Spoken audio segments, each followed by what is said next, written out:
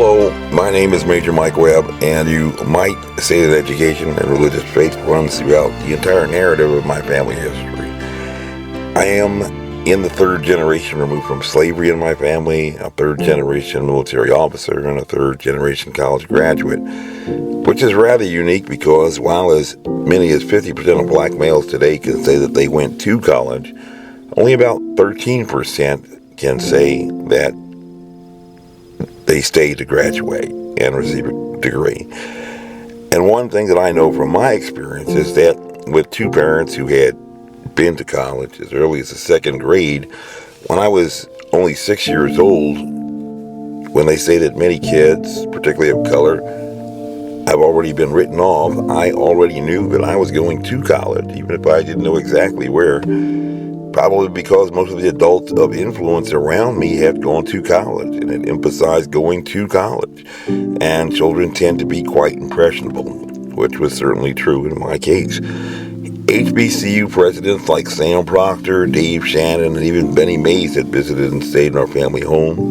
And even a cadet who had been assisting my father, the Army recruiting liaison for West Point, had spent an entire week in our home, one of the most memorable moments of my second grade year. Very early in his ministry as a young pastor of a church of just 50 members and only one college graduate, he had begun a rag and paper route, collecting materials for recycling to build an education fund to provide scholarships for kids, like one woman who would later become my mother, Joan Webb, and who would also become a primary school teacher in a public school, which was probably one of the first college scholarship funds in the history of the Black Protestant Church.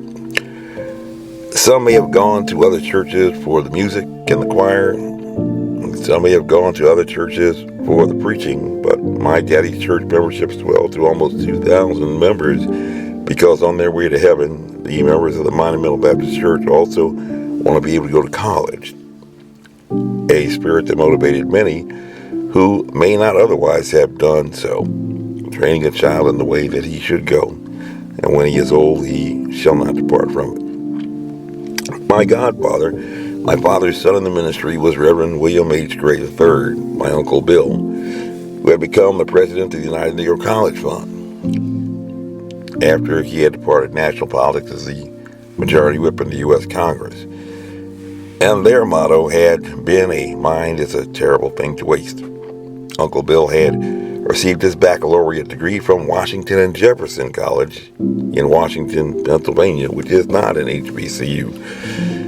It is kind of funny how paths cross in history because in 1923, 1 year before my father's family had to abandon their parsonage home in North Carolina, fleeing in the night to Philadelphia, the city of brotherly love,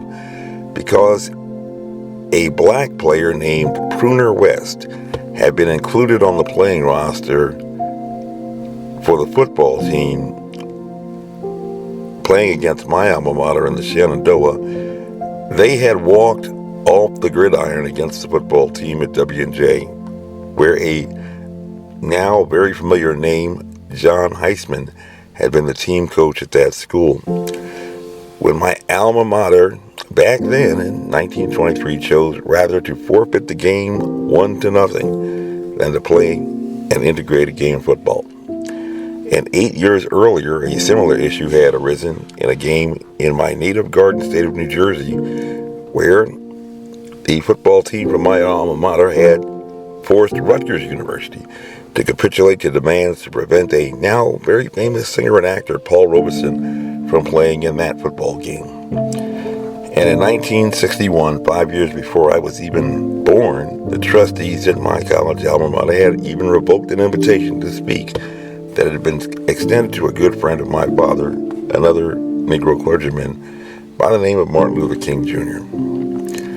My maternal grandmother, Mamie Lee Morton Webb, was probably the first college graduate in our family. She had attended what was in those days called a School for the Colored, Elizabeth City State University, an HBCU in North Carolina, and back in those days there were not many jobs for women,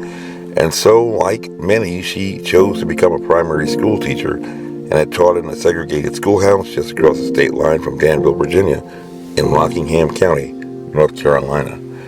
And that was where she met my maternal grandfather, Reverend Charles W. Webb, who had built a church in present-day Eden, North Carolina, that is one of two family churches today listed on the National Historic Registry.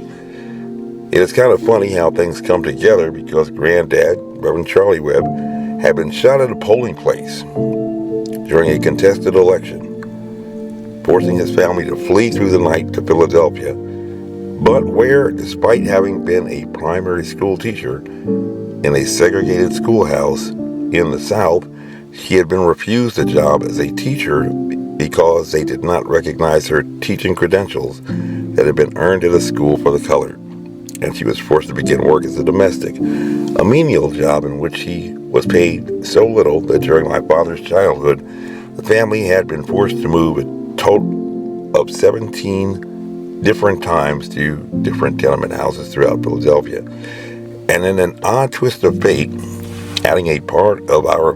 family history that I would never have known had I not elected to attend a college in Virginia, and at that private school in the Shenandoah. While on a trip to Philadelphia to visit friends of the university, I would learn to my great surprise that when my grandmother had begun work as a domestic, being a woman with a college degree, she was able to obtain a job in a fine mansion on Rittenhouse Square, one of those affluent sections in Center City, Philadelphia, a mansion that we had actually visited, where we found a painted portrait of the son of the woman who used to work as a domestic in that house. That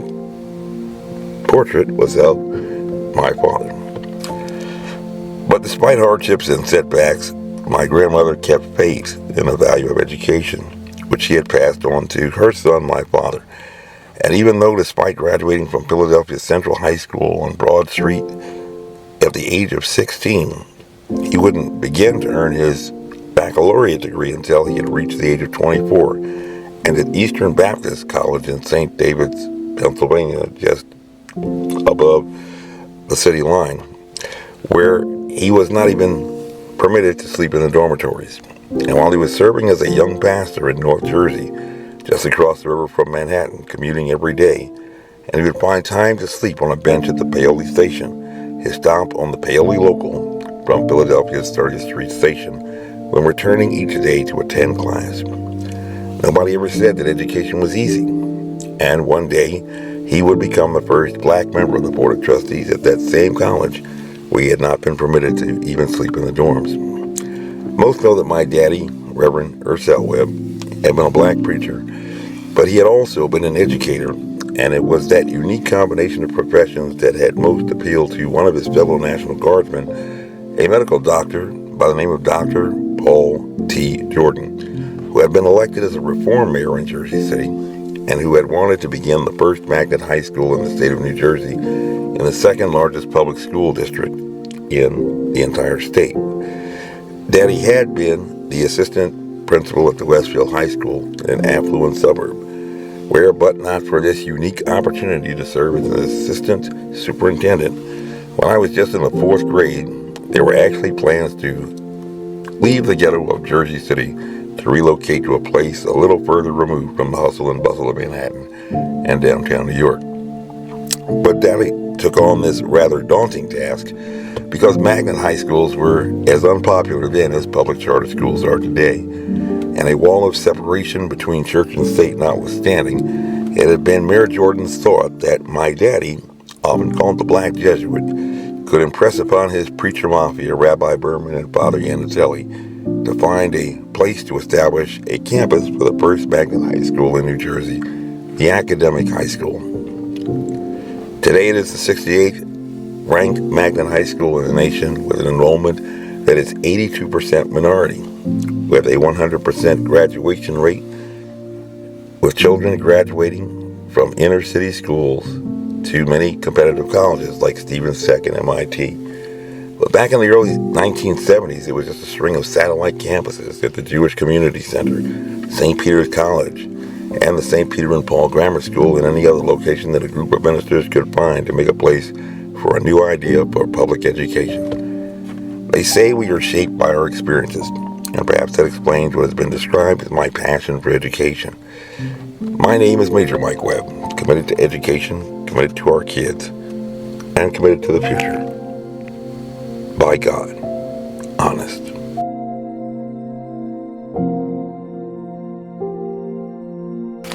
This message was approved by Major Mike Webb, honest.